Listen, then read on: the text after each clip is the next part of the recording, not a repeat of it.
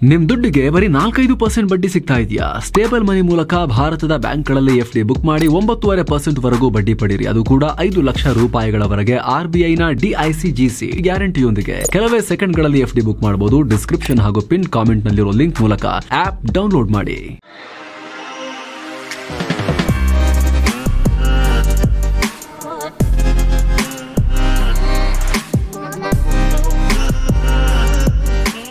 Hi friends, ದಿನದ ಎಲ್ಲ ಪ್ರಮುಖ ಸುದ್ದಿಯನ್ನು ನಿಮಗೆ ತಲುಪಿಸೋ ಮಸ್ತ್ಮಗ.com ಫುಲ್ ನ್ಯೂಸ್ಗೆ ಸ್ವಾಗತ. ನಾನು ಅಮರ್ ಪ್ರಸಾದ್. ಉತ್ತರಾಖಂಡ್ನ ಬದ್ರಿನಾಥ್ನಲ್ಲಿ ಭೀಕರ ಹಿಮಕುಸಿತ ಉಂಟಾಗಿದೆ. ಘಟನೆಯಲ್ಲಿ 57 ಕಾರ್ಮಿಕರು ಸಿಕ್ಕಾಕೊಂಡಿದ್ದಾರೆ. 36 ಮಂದಿಯನ್ನು ಇದುವರೆಗೂ ರಕ್ಷಿಸಲಾಗಿದೆ.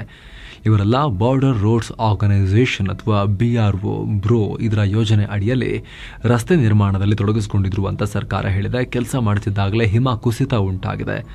ಸೇನೆ, SDRF, NDRF, ಜಿಲ್ಲಾಡಳಿತ, Indo Tibetan border police force ಎಲ್ಲರೂ ಸೇರಿ ಯುದ್ಧೋಪಾದಿಯಲ್ಲಿ ರಕ್ಷಣಾ ಕಾರ್ಯಾಚರಣೆ ನಡೀತಾ ಇದೆ ಈ ಹಿಮಪಾತದ ಬಳಿಕ.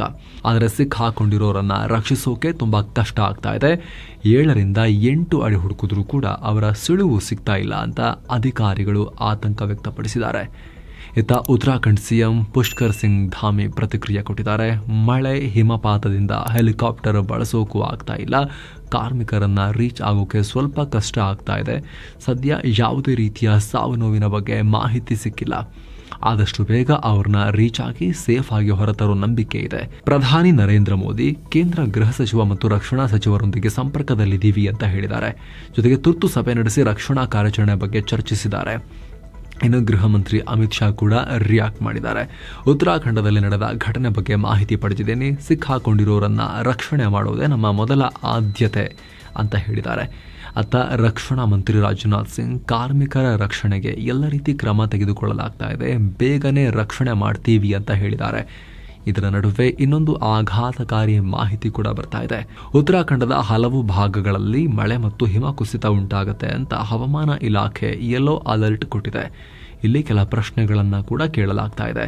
ಯಾಕಂದ್ರೆ ಫೆಬ್ರವರಿ 28ನೇ ತಾರೀಕು ಹಿಮಪಾತ ಆಗಬಹುದು ಅಂತ ಅಧಿಕಾರಿಗಳು ಮುನ್ನೆಚ್ಚರಿಕೆ ಕೊಟ್ಟಿದ್ರು. ಇದೇ ಕಾರಣಕ್ಕೆ ಸ್ಥಳೀಯರು ಮತ್ತು ಪ್ರವಾಸಿಗರಿಗೆ ನಿರ್ಬಂಧ ಹೇರಲಾಗಿತ್ತು. ಆದರೂ ಬಾರ್ಡರ್ ರೋಡ್ಸ್ ಆರ್ಗನೈಸೇಷನ್ನ ಕಾರ್ಮಿಕರನ್ನ ಯಾಕೆ ಕೆಲಸ ಮಾಡೋಕೆ ಕಳಿಸಲಾಗಿತ್ತು ಅನ್ನೋ ಪ್ರಶ್ನೆ ಕೇಳಲಾಗ್ತಾ ಇದೆ.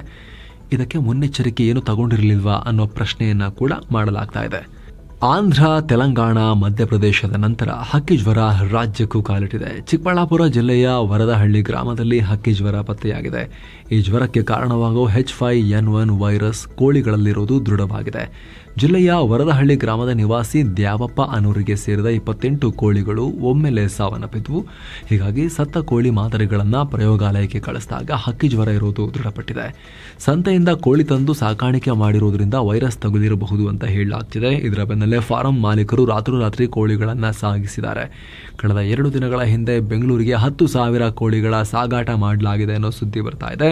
ಇದರಿಂದಾಗಿ ಗ್ರಾಮದಲ್ಲಿರೋ ಎಲ್ಲ ಕೋಳಿಗಳ ಬಗ್ಗೆ ಸರ್ವೆ ನಡೆಸಿ ಸಂಗ್ರಹ ಮಾಡಿ ಸಾಮೂಹಿಕವಾಗಿ ಹತ್ಯೆ ಮಾಡೋಕೆ ನಿರ್ಧಾರ ಮಾಡಿದ್ದೀವಿ ಅಂತ ಜಿಲ್ಲಾಧಿಕಾರಿ PN ರವೀಂದ್ರ ಹೇಳಿದ್ದಾರೆ. ಸೋಂಕಿತ ಗ್ರಾಮದ ಸುತ್ತಲೂ ಕಟ್ಟೆಚ್ಚರ ವಹಿಸಿ ಕೋಳಿಗಳ ಸಾಗಾಣಿಕೆ ಬಂದ್ ಮಾಡಿ ನಾಕಾಬಂದಿ ಹಾಕಿ ಹೊರಗೆ ಕೋಳಿಗಳು ಹೋಗಬಾರದು ಅಂತ ಆ ರೀತಿ ಕ್ರಮಗಳನ್ನು ಕೈಗೊಳ್ಳಲಾಗಿದೆ. ಏನೋ ಮಹತ್ವದ ಬೆಳವಣಿಗೆಯಲ್ಲಿ ಯುರೋಪಿಯನ್ ಕಮಿಷನ್ ಅಧ್ಯಕ್ಷೆ ಉರ್ಸುಲಾ ವಾನ್ ಡರ್ ಲಿಯನ್ ಭಾರತಕ್ಕೆ ಭೇಟಿ ನೀಡಿ PM ನರೇಂದ್ರ ಮೋದಿ ಅವರೊಂದಿಗೆ ಮಾತುಕತೆ ನಡೆಸಿದ್ದಾರೆ. ಉಭಯ ನಾಯಕರು ಮುಕ್ತ ವ್ಯಾಪಾರ ಒಪ್ಪಂದದ ಬಗ್ಗೆ, ಹೂಡಿಕೆ ಹೆಚ್ಚಿಸುವ ಬಗ್ಗೆ ಚರ್ಚಿಸಿದ್ದಾರೆ. ಈ ಬಗ್ಗೆ ಮಾತನಾಡಿದ PM ನರೇಂದ್ರ ಮೋದಿ, ಇದು ಯುರೋಪಿಯನ್ ಕಮಿಷನ್ನ ಮೊದಲ ಭಾರತ ಭೇಟಿ ಮಾತ್ರವಲ್ಲ, ಈ ನೂತನ ಕಮಿಷನ್ನ ಮೊದಲ ವಿದೇಶಿ ಭೇಟಿ ಕೂಡ ಹೌದು. ಇದೇ ಮೊದಲ ಬಾರಿಗೆ ಯುರೋಪಿಯನ್ ಕಮಿಷನ್ ಇಷ್ಟೊಂದು ಆಳವಾಗಿ ಒಂದು ರಾಷ್ಟ್ರದೊಂದಿಗೆ ಚರ್ಚೆ ನಡೆಸ್ತಾ ಇರೋದು. ನಂಬಿಕೆ ಮತ್ತು ಪ್ರಜಾಪ್ರಭುತ್ವ ಮೌಲ್ಯಗಳೊಂದಿಗೆ ಭಾರತ ಮತ್ತು ಯುರೋಪಿಯನ್ ಒಕ್ಕೂಟಗಳ ಸಂಬಂಧ ಗಟ್ಟಿಗಿದೆ. ನಾವು ಬಹಳ ಅರ್ಥಪೂರ್ಣ ಡಿಸ್ಕಷನ್ ನಡೆಸಿದ್ದೀವಿ. 2 ಕಡೆಯವರಿಗೆ ಬೆನಿಫಿಟ್ ಆಗೋ ರೀತಿ ಮುಕ್ತ ವ್ಯಾಪಾರ ಒಪ್ಪಂದವನ್ನು ಈ ವರ್ಷ ಕೊನೆಯಾಗುವಷ್ಟರಲ್ಲಿ ರೆಡಿ ಮಾಡ್ತೀವಿ ಅಂತ ಹೇಳಿದ್ದಾರೆ. ಅಂದಹಾಗೆ ಭಾರತ ಮತ್ತು ಯುರೋಪಿಯನ್ ಒಕ್ಕೂಟದ ಮಧ್ಯೆ 2024ರಲ್ಲಿ ಸುಮಾರು $137.5 ಬಿಲಿಯನ್ ವ್ಯಾಪಾರ ನಡೆದಿದೆ. ಅಂದರೆ 11.4 ಲಕ್ಷ ಕೋಟಿ ರೂಪಾಯಿ. ಈ ಪೈಕಿ ಭಾರತದಿಂದ ಅಲ್ಲಿಗೆ ಒಟ್ಟು 6.3 ಲಕ್ಷ ಕೋಟಿ ರೂಪಾಯಿ ಮೌಲ್ಯದ ಸರಕುಗಳು ಎಕ್ಸ್ಪೋರ್ಟ್ ಆಗಿವೆ. ಅದೇ ಯುರೋಪಿಯನ್ ಒಕ್ಕೂಟದಿಂದ ನಮಗೆ ಒಟ್ಟು 5.1 ಲಕ್ಷ ಕೋಟಿ ರೂಪಾಯಿಯಷ್ಟು ಸರಕು ಆಮದಾಗಿವೆ. ಸೊ ಮುಕ್ತ ವ್ಯಾಪಾರ ಒಪ್ಪಂದ ಆದರೆ ಭಾರತಕ್ಕೆ ಹೆಚ್ಚು ಲಾಭ ಆಗಬಹುದು ಅಂತ ಹೇಳಲಾಗ್ತಿದೆ. ಅಮೆರಿಕ ಮತ್ತು ಯುರೋಪ್ನ ನಡುವೆ ಸಂಬಂಧ ಹದಗೆಡ್ತಿರೋದ್ರಿಂದ, ಚೈನಾ ಕೂಡ ಯುರೋಪ್ಗೆ ಸವಾಲಾಗ್ತಿರೋದ್ರಿಂದ ಯುರೋಪ್ಗೆ ಭಾರತ ಮುಖ್ಯ. ಇನ್ನು ಚೀನಾ ಮತ್ತು ಅಮೆರಿಕದೊಂದಿಗೆ ಡೈವರ್ಸಿಟಿ ಕಾಪಾಡಿಕೊಳ್ಬೇಕು ಅಂದರೆ ನಮಗೂ ಯುರೋಪ್ ಮುಖ್ಯವಾಗುತ್ತೆ. ಈ ನಿಟ್ಟಿನಲ್ಲಿ ಈ ಭೇಟಿ ಮಹತ್ವ ಪಡ್ಕೊಳ್ತಾ ಇದೆ. ಪೋಕ್ಸೋ ಕೇಸ್ನಲ್ಲಿ ಮಾಜಿ ಸಿಎಂ BS ಯಡಿಯೂರಪ್ಪಗೆ ಮತ್ತೆ ಸಂಕಷ್ಟ ಎದುರಾಗಿದೆ. ಮಾರ್ಚ್ 15ನೇ ತಾರೀಕು ಖುದ್ದು ವಿಚಾರಣೆಗೆ ಹಾಜರಾಗುವಂತೆ ಬೆಂಗಳೂರಿನ ತ್ವರಿತಗತಿ ನ್ಯಾಯಾಲಯ BSYಗೆ ಸಮನ್ಸ್ ನೀಡಿದೆ. ಅಲ್ಲದೆ ಪ್ರಕರಣ ಸಂಬಂಧ ಸಲ್ಲಿಕೆಯಾಗಿರೋ ಚಾರ್ಜ್ ಶೀಟ್ ವಿಚಾರಣೆಗೆ ಕೋರ್ಟ್ ಸಮ್ಮತಿಸಿದೆ. ಇತ್ತೀಚೆಗಷ್ಟೇ ಹೈಕೋರ್ಟ್ನ ಧಾರವಾಡ ಪೀಠ ನಿರೀಕ್ಷಣಾ ಜಾಮೀನು ಕೊಟ್ಟಿತ್ತು. ಆದರೆ ಪ್ರಕರಣ ರದ್ದು ಮಾಡೋಕೆ ನ್ಯಾಯಮೂರ್ತಿ M. ನಾಗಪ್ರಸನ್ನ ಅವರ ಪೀಠ ನಿರಾಕರಿಸಿತ್ತು. ಹೀಗಾಗಿ ಯಡಿಯೂರಪ್ಪ ಬಂಧನದಿಂದ ಪಾರಾದರೂ ವಿಚಾರಣೆಯನ್ನ ಎದುರಿಸಲೇಬೇಕಾಗಿದೆ. ಹೀಗಾಗಿ ಬೆಂಗಳೂರಿನ ನ್ಯಾಯಾಲಯ ಸಮನ್ಸ್ ನೀಡಿದೆ. ಅಂದಹಾಗೆ BSY ವಿರುದ್ಧ 2024 ಮಾರ್ಚ್ 3ನೇ ತಾರೀಕು ಲೈಂಗಿಕ ಕಿರುಕುಳ ಆರೋಪದಡಿ ಸದಾಶಿವನಗರ ಪೊಲೀಸ್ ಸ್ಟೇಷನ್ನಲ್ಲಿ ಪೋಕ್ಸೋ ಕೇಸ್ ದಾಖಲಾಗಿತ್ತು. ಪ್ರಕರಣವನ್ನು ಸರ್ಕಾರ CIDಗೆ ವಹಿಸಿತ್ತು. ಈ ಪ್ರಕರಣವನ್ನು ಪ್ರಶ್ನಿಸಿ BSY ಕೋರ್ಟ್ ಮೆಟ್ಟಿಲೇರಿದ್ರು. SBIನ ATMನಲ್ಲಿ ಬೆಂಕಿ ಅವಘಡ ಉಂಟಾಗಿ 16 ಲಕ್ಷ ದುಡ್ಡು ಸುಟ್ಟು ಬೂದಿಯಾಗಿ ಹೋಗಿದೆ. ಘಟನೆ ವಿಜಯನಗರ ಜಿಲ್ಲೆ ಹೊಸಪೇಟೆಯಲ್ಲಿ ಆಗಿದೆ. ಶಾರ್ಟ್ ಸರ್ಕ್ಯೂಟ್ನಿಂದ ಈ ಘಟನೆಯಾಗಿರೋ ಶಂಕೆ ವ್ಯಕ್ತವಾಗಿದೆ. ATM ಮಷಿನ್ ಇದ್ದ ರೂಮ್ ಕೂಡ ಸುಟ್ಟು ಹೋಗಿದ್ದು 40ರಿಂದ 50 ಲಕ್ಷ ರೂಪಾಯಿಗೆ ಭಾಗಶಃ ಹಾನಿಯಾಗಿದೆ. ಅಗ್ನಿಶಾಮಕ ಸಿಬ್ಬಂದಿ ಬೆಂಕಿಯನ್ನ ನಂದಿಸಿದ್ದಾರೆ. ಬೆಳಗಾವಿ ಕಂಡಕ್ಟರ್ ಮೇಲಿನ ಹಲ್ಲೆ ಪ್ರಕರಣಕ್ಕೆ ಸಂಬಂಧಪಟ್ಟಂತೆ ಹಾಗೂ MES ಸಂಘಟನೆಗೆ ಕಡಿವಾಣ ಹಾಕುವಂತೆ ವಿವಿಧ ಕನ್ನಡಪರ ಸಂಘಟನೆಗಳು ಆಗ್ರಹ ಮಾಡಿವೆ. ಮಾರ್ಚ್ 22ಕ್ಕೆ ಅಖಂಡ ಕರ್ನಾಟಕ ಬಂದ್ಗೆ ಕರೆ ಕೊಟ್ಟಿವೆ. ಬೆಂಗಳೂರಲ್ಲಿ ಕನ್ನಡಪರ ಹೋರಾಟಗಾರ ವಾಟಾಳ್ ನಾಗರಾಜ್ ಅವರ ನೇತೃತ್ವದಲ್ಲಿ ಸಭೆ ಸೇರಿ ಈ ನಿರ್ಧಾರ ಕೈಗೊಳ್ಳಲಾಗಿದೆ. ಈ ಬಗ್ಗೆ ಮಾತನಾಡಿರೋ ವಾಟಾಳ್ ನಾಗರಾಜ್, ಮಾರ್ಚ್ 3ಕ್ಕೆ ರಾಜಭವನ ಮುತ್ತಿಗೆ, ಮಾರ್ಚ್ 7ಕ್ಕೆ ಬೆಳಗಾವಿ ಚಲೋ, ಮಾರ್ಚ್ 11ಕ್ಕೆ ಮೇಕೆದಾಟಿಗಾಗಿ ಅತ್ತಿಬೆಲೆ ತಮಿಳುನಾಡು ಗಡಿ ಬಂದ್, ಮಾರ್ಚ್ 14ಕ್ಕೆ ಮಂಡ್ಯ, ಮೈಸೂರು, ರಾಮನಗರ DC ಕಚೇರಿಗೆ ಮುತ್ತಿಗೆ ಮತ್ತು ಮಾರ್ಚ್ 22ಕ್ಕೆ ಅಖಂಡ ಕರ್ನಾಟಕ ಬಂದ್ ಮಾಡ್ತೀವಿ ಅಂತ ಹೇಳಿದ್ದಾರೆ. ಅತ್ತ ಈ ಕರ್ನಾಟಕ ಬಂದ್ಗೆ ಕನ್ನಡ ಚಿತ್ರರಂಗ ಕೂಡ ಬೆಂಬಲ ಸೂಚಿಸಿದೆ. ಸೊ ಬಂದಿನ ಸಿನಿಮಾ ಥಿಯೇಟರ್, ಚಿತ್ರಗಳ ಶೂಟಿಂಗ್ ನಿಲ್ಲಿಸಲಾಗುತ್ತೆ. ಇನ್ನು ಕರ್ನಾಟಕದಲ್ಲಿ ಆಹಾರದ ವಿಚಾರದಲ್ಲಿ ಬಹಳ ಕೋಲಾಹಲ ಆಗ್ತಾ ಇದೆ. ಬೇರೆ ಬೇರೆ ಥರದ ಕಲರ್ನ ಬ್ಯಾನ್ ಮಾಡಿದ್ದಾಯಿತು. ಗೋಬಿಲಿ ಅಲ್ಲಿ ಇಲ್ಲಿ ಬಳಸ್ತಾರೆ ಅಂತ.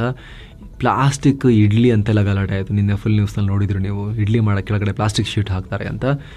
ಈಗ ಕಲ್ಲಂಗಡಿ ಹಣ್ಣಿನ ಸರದಿ. ಕಲ್ಲಂಗಡಿ ಹಣ್ಣನ್ನು ಕೆಂಪಗೆ ಸಿಹಿಯಾಗಿ ಮಾಡೋಕ್ಕೆ ಕೃತಕ ಬಣ್ಣವನ್ನು ಇಂಜೆಕ್ಟ್ ಮಾಡಲಾಗ್ತಿದೆ ಅನ್ನೋ ಆರೋಪ ಕೇಳಿಬಂದಿದೆ. ಹೀಗಾಗಿ ಆಹಾರ ಇಲಾಖೆ ಅಧಿಕಾರಿಗಳು ರಾಜ್ಯದ ವಿವಿಧ ಭಾಗಗಳಲ್ಲಿ ಕಲ್ಲಂಗಡಿ ಹಣ್ಣಿನ ಸ್ಯಾಂಪಲ್ ಸಂಗ್ರಹ ಮಾಡ್ತಿದ್ದಾರೆ. ಹಣ್ಣನ್ನು ಲ್ಯಾಬ್ಗೆ ರವಾನೆ ಮಾಡ್ತಾ ಇದ್ದಾರೆ. ಬಳಿಕ ಹಣ್ಣಿನ ಗುಣಮಟ್ಟ ಗೊತ್ತಾಗುತ್ತೆ. ಮತ್ತೊಂದು ಕಡೆ ಹಸಿರು ಬಟಾಣಿ ಮೇಲೂ ಕೂಡ ಅಧಿಕಾರಿಗಳು ಕಣ್ಣಿಟ್ಟಿದ್ದಾರೆ. ನಿಷೇಧಿತ ಕಲರ್ ಬಳಸ್ತಿರೋ ವಿಚಾರ ಬಯಲಾಗಿದೆ. ಆಹಾರ ಸುರಕ್ಷತಾ ಮತ್ತು ಗುಣಮಟ್ಟ ಇಲಾಖೆ ನಡೆಸಿರೋ ಪರೀಕ್ಷೆಯಲ್ಲಿ ಇದು ಗೊತ್ತಾಗಿದೆ. ಹಸಿರು ಬಟಾಣಿಗೆ ಬಳಸ್ತಿರೋ ಈ ಬಣ್ಣದಲ್ಲಿ ಕಾರ್ಸಿನೋಜೆನಿಕ್ ಅಂಶಗಳು ಪತ್ತೆಯಾಗಿವೆ ಅಂತ ತಜ್ಞರು ಹೇಳಿದ್ದಾರೆ. ಅಷ್ಟು ಮಾತ್ರ ಅಲ್ಲ, ಆಹಾರ ಇಲಾಖೆ ಟ್ಯಾಟೂ ಮೇಲೂ ಕೂಡ ಕಣ್ಣಿಟ್ಟಿದೆ. ಅಸುರಕ್ಷಿತ ವಿಧಾನಗಳಿಂದ, ಸ್ವಚ್ಛತೆ ಇಲ್ಲದೆ ಟ್ಯಾಟೂ ಹಾಕೋದ್ರಿಂದ ಚರ್ಮದ cancer, HIV, hepatitis B, hepatitis C ನಂತ ಮಾರಣಾಂತಿಕ ಸೋಂಕು ಹರಡ್ತಾ ಇದೆ ಅನ್ನೋದನ್ನು ಆರೋಗ್ಯ ಇಲಾಖೆ ಪತ್ತೆ ಹಚ್ಚಿದೆ. ಹೀಗಾಗಿ ಕರ್ನಾಟಕದಲ್ಲಿ ಟ್ಯಾಟೂ ಹಾಕುವವರಿಗೆ ಮತ್ತು ಹಾಕಿಸಿಕೊಳ್ಳುವವರಿಗೆ ಹೊಸ ಕಾನೂನು ರಚಿಸೋಕೆ ರಾಜ್ಯ ಸರ್ಕಾರ ಮುಂದಾಗಿದೆ. ಸ್ವಲ್ಪ ಪ್ರೊಆಕ್ಟಿವ್ ಆಗಿ ಆರೋಗ್ಯ ಇಲಾಖೆ ಕರ್ನಾಟಕದಲ್ಲಿ ಅಟ್ಲೀಸ್ಟ್ ಈ ವಿಚಾರದಲ್ಲಿ, ಯಾವುದು ಈ ಕಲಬೆರಕೆ ಆಗ್ತಿರೋದು, ಕೆಮಿಕಲ್ಗಳನ್ನು ಬಳಸ್ತಿರೋದು, ಇಂಥ ವಿಚಾರದಲ್ಲಿ ಸ್ವಲ್ಪ ಪ್ರೊಆಕ್ಟಿವ್ ಆಗಿರಂಗೆ ಕಾಣಿಸ್ತಾ ಇದೆ. ಇದೇ ರೀತಿ ಆರೋಗ್ಯ ಇಲಾಖೆ ಸರ್ಕಾರಿ ಆಸ್ಪತ್ರೆಗಳನ್ನು ಸುಧಾರಿಸೋಕ್ಕೂ ಕೂಡ ಒಂದಷ್ಟು ಹೆಜ್ಜೆಗಳನ್ನು ಇಟ್ಟರೆ ಇನ್ನಷ್ಟು ಚೆನ್ನಾಗಿ ಅನುಕೂಲ ಆಗ್ತಾ ಇತ್ತು. ಇನ್ನು ಕರ್ನಾಟಕದಲ್ಲಿ ಮಕ್ಕಳನ್ನ 1ನೇ ತರಗತಿಗೆ ಸೇರಿಸುವ ವಯೋಮಿತಿಯನ್ನ 5.5 ವರ್ಷಗಳಿಗೆ ನಿಗದಿಗೊಳಿಸಿ ಅಂತ ಇತ್ತೀಚೆಗೆ ರಾಜ್ಯ ಸರ್ಕಾರ ಆದೇಶ ಹೊರಡಿಸಿತ್ತು. ಆದರೆ ಈಗ ಕೇಂದ್ರ ಶಿಕ್ಷಣ ಇಲಾಖೆ ದೇಶದ ಯಾವುದೇ ರಾಜ್ಯದಲ್ಲಿ ಮಕ್ಕಳನ್ನ 1ನೇ ತರಗತಿಗೆ ದಾಖಲು ಮಾಡಿಸೋಕೆ ಕನಿಷ್ಠ 6 ವರ್ಷ ವಯಸ್ಸಾಗಿರಬೇಕು ಅಂತ ಹೊಸ ಸುತ್ತೋಲೆಯನ್ನು ಹೊರಡಿಸಿದೆ. ಶಿಕ್ಷಣ ಸಮವರ್ತಿ ಪಟ್ಟಿಯಲ್ಲಿ ಬರುತ್ತೆ. ಅಂದರೆ ಕೇಂದ್ರ ರಾಜ್ಯ ಎರಡಕ್ಕೂ ಈ ವಿಚಾರದಲ್ಲಿ ಕಾನೂನು ಮಾಡೋ ಹಕ್ಕಿದೆ. ಹೀಗಾಗಿ ಮುಂದಿನ ದಿನಗಳಲ್ಲಿ ಇದು ವಿವಾದಕ್ಕೀಡಾಗೋ ಸಾಧ್ಯತೆ ಇದೆ. ಆದರೆ ಕೆಲ ಕರ್ನಾಟಕ ಸರ್ಕಾರದ ಅಧಿಕಾರಿಗಳೇ ಮಾಧ್ಯಮಗಳಿಗೆ ಮಾತನಾಡಿರೋ ಪ್ರಕಾರ ಕೇಂದ್ರದ ನಿಯಮವೇ ನಾವು ಫೈನಲ್ ಆಗಿ ಅದನ್ನು ಜಾರಿ ಮಾಡಬೇಕಾಗತ್ತೆ. ನಾವು ಕ್ಲಾರಿಫಿಕೇಶನ್ ಕೇಳಿದ್ವಿ, ಅವರು 6 ವರ್ಷಕ್ಕೆ ಅಂತ ಹೇಳಿದ್ರೆ ಅದನ್ನು ನಾವು ಅನುಸರಿಸಬೇಕಾಗತ್ತೆ, ಫಾಲೋ ಮಾಡಬೇಕಾಗತ್ತೆ ಅಂತ ಹೇಳಿದ್ದಾರೆ. ರಾಜ್ಯ ಸರ್ಕಾರ ಮತ್ತು ರಾಜ್ಯಪಾಲರ ನಡುವೆ ಜಟಾಪಟಿ ಮುಂದುವರೆದಿದೆ. ಇದೀಗ ಮತ್ತೆ ಸರ್ಕಾರ ಕಳಿಸಿದ್ದ 2 ವಿಧೇಯಕಗಳಿಗೆ ಸ್ಪಷ್ಟನೆ ಕೇಳಿ ರಾಜ್ಯಪಾಲ ತಾವರ್ಚಂದ್ ಗೆಹ್ಲೋಟ್ ವಾಪಸ್ ಕಳಿಸಿದ್ದಾರೆ. ಕರ್ನಾಟಕ ಸಹಕಾರಿ ಸಂಘಗಳ ತಿದ್ದುಪಡಿ ವಿಧೇಯಕ 2024, ಕರ್ನಾಟಕ ಸೌಹಾರ್ದ ಸಹಕಾರಿ ತಿದ್ದುಪಡಿ ವಿಧೇಯಕ 2024 ಇವೆರಡಕ್ಕೂ ಸ್ಪಷ್ಟೀಕರಣ ಕೊಡಿ ಅಂತ ವಾಪಸ್ ಕಳಿಸಿದ್ದಾರೆ. 3 ವರ್ಷಗಳಲ್ಲಿ 100 ಬೈಕ್ಗಳನ್ನ ಕದ್ದು ಬೈಕ್ ಕಳ್ಳತನದಲ್ಲಿ ಸೆಂಚುರಿ ಬಾರಿಸಿದ್ದ ಕಳ್ಳನನ್ನ ಬೆಂಗಳೂರಿನ ಕೆಆರ್ಪುರಂ ಪೊಲೀಸರು ಹಿಡಿದಿದ್ದಾರೆ. ಬಂಧಿತನನ್ನ ಆಂಧ್ರ ಪ್ರದೇಶದ ಬಂಗಾರುಪಾಳ್ಯ ನಿವಾಸಿ ಪ್ರಸಾದ್ ಬಾಬು ಅಂತ ಗುರುತಿಸಲಾಗಿದೆ. 20 royal Enfield bike, 30 Pulsar bike, 40 Activa ಹಾಗೂ ಇತರ ವಾಹನಗಳನ್ನ ಪೊಲೀಸರು ಸೀಸ್ ಮಾಡಿದ್ದಾರೆ. ಹಣಕಾಸು ಕಾರ್ಯದರ್ಶಿ ತುಹಿನ್ ಕಾಂತ ಪಾಂಡೆ ಇವ್ರನ್ನ securities and exchange board of India ಸೆಬಿನ ನೂತನ ಚೇರ್ಮನ್ ಆಗಿ ನೇಮಕ ಮಾಡಲಾಗಿದೆ. ತುಹಿನ್ ಕಾಂತ ಪಾಂಡೆ ಮುಂದಿನ 3 ವರ್ಷ ಸೆಬಿಯ ಚೇರ್ಮನ್ ಆಗಿರ್ತಾರೆ. ಇವರು 1987ರ ಬ್ಯಾಚ್ನ ಒಡಿಶಾ ಕಾರ್ಡರ್ನ IAS ಆಫೀಸರ್. ಸೆಪ್ಟೆಂಬರ್ 2024ರಿಂದ ಫಿನಾನ್ಸ್ ಸೆಕ್ರೆಟರಿ ಆಗಿ ಇವರು ವರ್ಕ್ ಮಾಡ್ತಾ ಇದ್ದಾರೆ. ಇವರಿಗಿಂತ ಮುಂಚೆ ಗೊತ್ತಲ್ಲ, ಮಾಧವಿ ಪುರಿ ಬುಚ್ಚಿದ್ರು. ಅದಾನಿ ಕೇಸಲ್ಲಿ ಸಿಕ್ಕಾಪಟ್ಟೆ ಇವ್ರದ್ದು ಗಲಾಟೆ ಆಗಿತ್ತು, ಇವ್ರ ಮೇಲೆ ಆರೋಪಗಳೆಲ್ಲ ಬಂದಿತ್ತು. ಅವರ ಅವಧಿ ಮುಗಿದು ಹೋಗಿದ್ದಾರೆ ಅವರು. ಇತ್ತೀಚೆಗೆ ಇನ್ಫೋಸಿಸ್ ತನ್ನ ಮೈಸೂರು ಕ್ಯಾಂಪಸ್ನಿಂದ ಏಕಾಏಕಿ 700 ಉದ್ಯೋಗಿಗಳನ್ನ ತೆಗೆದುಹಾಕಿದೆ ಅನ್ನೋ ಆರೋಪ ಇತ್ತು. ಇದು ಕಾನೂನು ಉಲ್ಲಂಘನೆ ಅಂತ ಕಾರ್ಮಿಕ ಸಚಿವಾಲಯಕ್ಕೆ ದೂರು ಕೊಡಲಾಗಿತ್ತು. ಬಳಿಕ ಕೇಂದ್ರ ಸರ್ಕಾರ ಇದ್ರ ಬಗ್ಗೆ ತನಿಖೆ ಮಾಡಿ ಅಂತ ರಿಪೋರ್ಟ್ ಕೊಡಿ ಅಂತ ರಾಜ್ಯ ಸರ್ಕಾರದ ಕಾರ್ಮಿಕ ಇಲಾಖೆಗೆ ಹೇಳಿತ್ತು. ಈಗ ಕಂಪನಿ ಯಾವುದೇ ಕಾರ್ಮಿಕ ಕಾನೂನುಗಳನ್ನ ಉಲ್ಲಂಘನೆ ಮಾಡಿಲ್ಲ ಅಂತ Karnataka labour department clean chit ಕೊಟ್ಟಿದೆ. ದಾಖಲೆ ಪ್ರಕಾರ ಯಾವುದೇ ತಪ್ಪು ಕಂಡು ಬಂದಿಲ್ಲ ಅಂತ ಹೇಳಿದ್ದಾರೆ. ಈ ಕುರಿತು ಫೈನಲ್ ರಿಪೋರ್ಟ್ ಅನ್ನು ಮಾರ್ಚ್ 4ಕ್ಕೆ ಸರ್ಕಾರಕ್ಕೆ ಸಲ್ಲಿಸುವುದಾಗಿ ಹೇಳಿದ್ದಾರೆ. ಅವರೆಲ್ಲ ಟ್ರೈನಿಗಳಾಗಿದ್ರು, ಅವರೇನು ಕಂಪ್ನಿಲಿ ಎಂಪ್ಲಾಯೀಸ್ ಆಗಿರಲಿಲ್ಲ, ಟ್ರೈನಿಗಳಾಗಿದ್ರು. ಅವರಿಗೆ ತರಬೇತಿ ಕೊಡ್ತಾ ಇತ್ತು ಇನ್ಫೋಸಿಸ್. ಅದರಲ್ಲಿ ಕೆಲವಷ್ಟು ಜನರನ್ನ ಕಳಿಸಿದ್ದಾರೆ ಅಷ್ಟೇ ಅಂತ ಈ ಲೇಬರ್ ಡಿಪಾರ್ಟ್ಮೆಂಟ್ ಕರ್ನಾಟಕ ಸರ್ಕಾರದ ಇಲಾಖೆ ಹೇಳಿದೆ. ಭಾರತ ವಾರ್ಷಿಕವಾಗಿ ಸರಾಸರಿ 7.8% ವೇಗದಲ್ಲಿ GDP ಗ್ರೋ ಆದರೆ ಮಾತ್ರ 2047ಕ್ಕೆ ಹೈ ಇನ್ಕಮ್ ರಾಷ್ಟ್ರವಾಗುತ್ತೆ, ಭಾರತೀಯರು ಶ್ರೀಮಂತರಾಗ್ತಾರೆ ಅಂತ ವಿಶ್ವ ಬ್ಯಾಂಕ್ ತನ್ನ ವರದಿಯಲ್ಲಿ ಹೇಳಿದೆ, ವರ್ಲ್ಡ್ ಬ್ಯಾಂಕ್. ಆದರೆ ಇದನ್ನು ಸಾಧಿಸೋದು 2047ರ ತನಕ ಈ ಹೈ ಗ್ರೋತ್ನ ಮೇಂಟೈನ್ ಮಾಡೋದು ಅಷ್ಟು ಈಸಿ ಇಲ್ಲ. ಹೂಡಿಕೆ ಮತ್ತು ಉದ್ಯೋಗ ಸೃಷ್ಟಿ ತುಂಬ ಇಂಪಾರ್ಟೆಂಟ್. ಭಾರತ ತನ್ನ ಜನಸಂಖ್ಯೆಯನ್ನೇ ಬಂಡವಾಳ ಮಾಡ್ಕೋಬಹುದು. ಭಾರತಕ್ಕೆ ಅಡ್ವಾಂಟೇಜಸ್ ಇವೆ.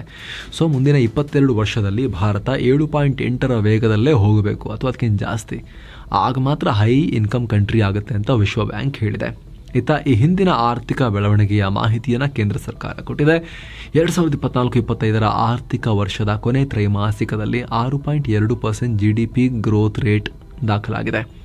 ನ್ಯಾಷನಲ್ ಸ್ಟ್ಯಾಟಿಸ್ಟಿಕ್ಸ್ ಆಫೀಸ್ NSO ಈ ಡೇಟಾ ಕೊಟ್ಟಿದೆ. ಈ ಅವಧಿಯಲ್ಲಿ 6.5% ಬೆಳವಣಿಗೆ ದರವನ್ನು ಅಂದಾಜು ಮಾಡಲಾಗಿತ್ತು. ಆದರೆ 6.2% ಬಂದಿದೆ ಈಗ. ಆದರೆ ಅದಕ್ಕೂ ಮುಂಚೆ 2024-25ರ 2ನೇ ತ್ರೈಮಾಸಿಕದಲ್ಲಿ 5.6%ಗೆ ಬಿದ್ದು ಹೋಗಿತ್ತು. ಅದು ಕಂಪೇರ್ ಮಾಡಿದ್ರೆ ಸ್ವಲ್ಪ ಪಿಕಪ್ ಆಗಿದೆ.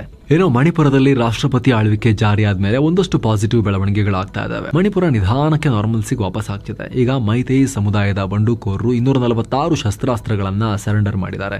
ಮತ್ತೊಂದು ಕಡೆ ಇದೇ ಮಣಿಪುರದ 4 ಜಿಲ್ಲೆಗಳಿಂದ ಸುಮಾರು 109 ವಿವಿಧ ರೀತಿಯ ಶಸ್ತ್ರಾಸ್ತ್ರಗಳನ್ನ ಸಾರ್ವಜನಿಕರು ಭದ್ರತಾ ಪಡೆಗಳಿಗೆ ತಂದು ಸರೆಂಡರ್ ಮಾಡಿದ್ದಾರೆ.